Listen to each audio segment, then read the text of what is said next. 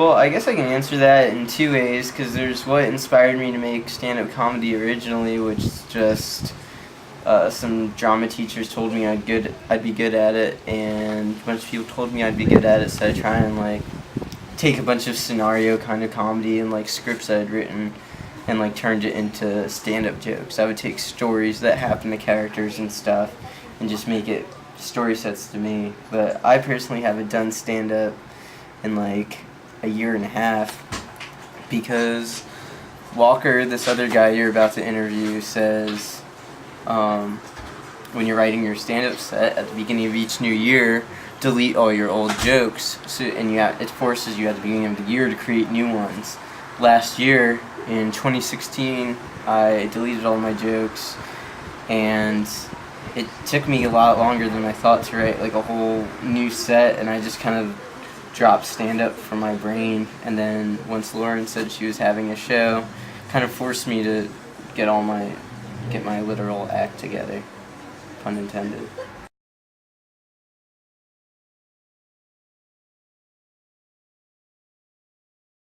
I do a bunch of different music stuff, like I've played in bands, I've been a folk singer, and I make hip-hop music. And I don't really feel too nervous for any of that. I've had a couple shows that are like a little bigger that I've felt a little anxious for, but something about stand-up and having nothing else with you to kind of brace you. It's just you and your words in a whole room, and like someone might start talking when you're talking. First time I did stand-up, I felt nervous as shit, honestly, and it's kind of exciting.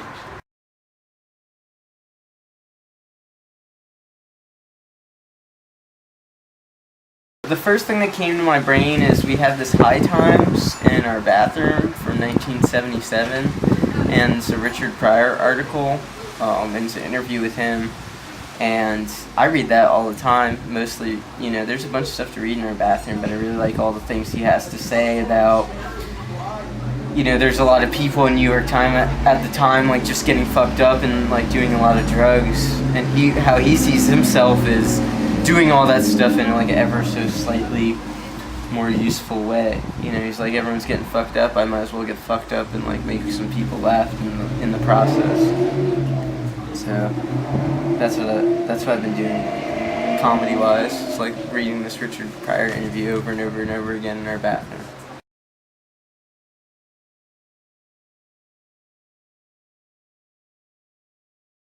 I love MASH. I love the way MASH is written. I love the comedy in it. I love that part of it's like not comedy because it's in a war setting.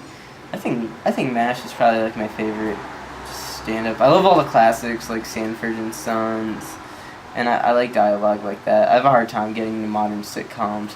Community did that for me. Community is the first sitcom I powerhoused of the modern era, because I'll shred like a couple seasons of Sanford and Sons, but I have nothing past like the year 2000 I feel that way about. But Community, that show with Danny Glover, Donald Glover, and all those dudes, I watched the shit out of that. I hit up Derek Comedy back in the day, I guess the origins of Community.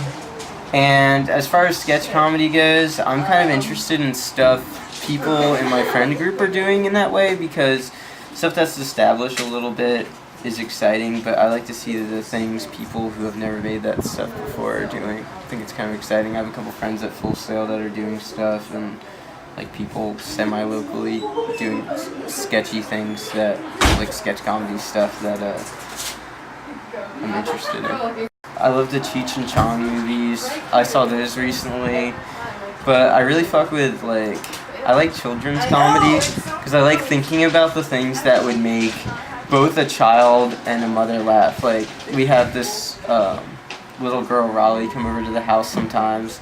And we're like, what do you want to watch, Raleigh? And she always wants to watch Space Jam. So we've seen Space Jam like 3 or 4 times in the past couple weeks.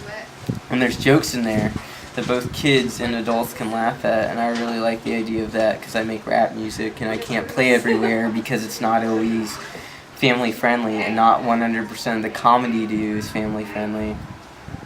So I like thinking of children's comedy, like a Space Jam, a Tom and Jerry, anything like that, or anything to me that's comedy outside of the norm. Like I'll love like a Dude, Where's My Car, but I love thinking as comedy in its oldest ideal, which is just like a successful story, like something happening to me. Like, I don't know. I have a hard time thinking about anything modern I really like comedy-wise, besides children's cartoons. I think that's the only thing coming to my mind.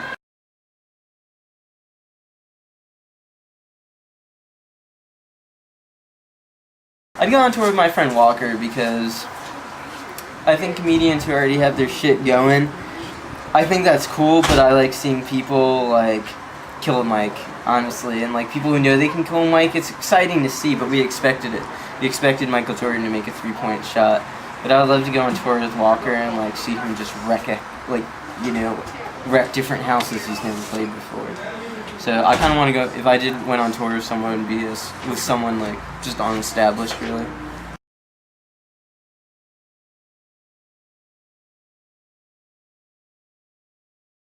I would get roasted by Gene Wilder because I got like some Jewish in me, so I feel like he would have like a lot of like good shit to say.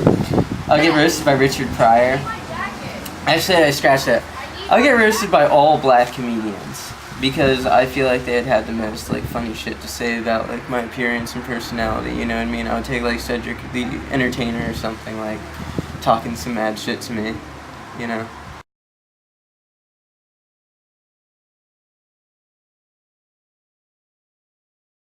I haven't done it in a while, so doing something like tonight made me want to like kind of get on the ball with that. And I do a bunch of hip hop stuff, and I guess the growth of my hip hop is simultaneously like the growth of my comedy and like how confident. I guess something like comedy, hip hop, all that shit like requires in your own personal confidence, and you can do it.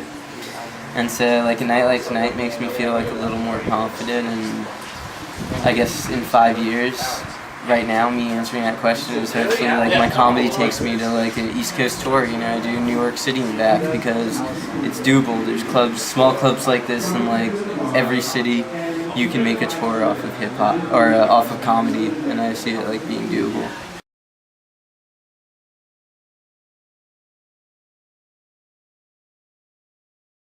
I want to do some sketch stuff. We have a bar down the street, Shanghai Nobbies. It's a really, I don't know how to say this in a nice way. It's a really delicate dive bar. You know, it really is a dive bar, and a lot of things that happen there, like, you know, they'll have like a happy hour at 2 in the afternoon. There might not be anyone there, or they'll have 50 people outside smoking cigarettes while there's a band playing inside. You know, and I want to kind of help them create like sketch comedy stuff about the funny stuff that happens in dive bars, not just there, but like all across America, because I feel like the kind of dive bar shenanigans that happens there happens everywhere. You hire a bartender, you can't make a whiskey coke or something like that, you know.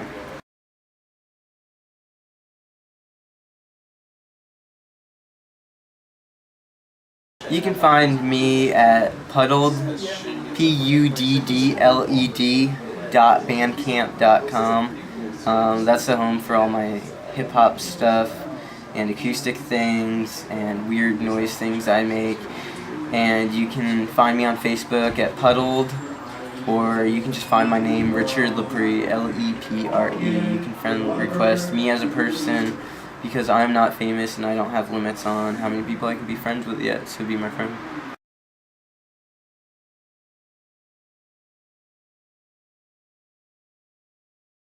I guess I like to have my sets have like a tiny bit of a thesis or a point or something like that. Like tonight, my whole thing was based around the idea that like microphones are powerful tools, and you can either be a Hitler, like a Donald Trump on a mic, or you can be like a Rick James on a mic and get people to dance or doing something positive. I guess for every like thing that made like someone laugh, I'd like at least someone to take away like microphones are powerful as tools and they affect us in a way, and I just want people to take like a tiniest bit something like more serious for my set than hee-hees and ha-has, but that's me putting my comedy on like a pedestal if I think it's like has more depth than it does.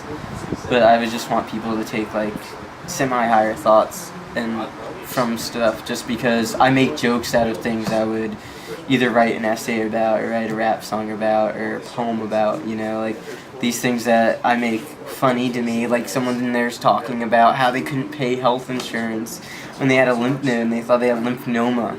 You know, we're all laughing about that, but that's also a real phenomena that a lot of people have to think about. I don't have insurance and I might not be able to deal with all my shit. So as much as people think about the hee-hees and ha's-ha's and stuff, I want them to think about, like Shane said, like, I don't have health insurance and I'm fucked. Or like I said, I grew up on a lot of internet porn and it really fucked me up. I want people to take these kind of like real social things that we laugh about and actually think about it.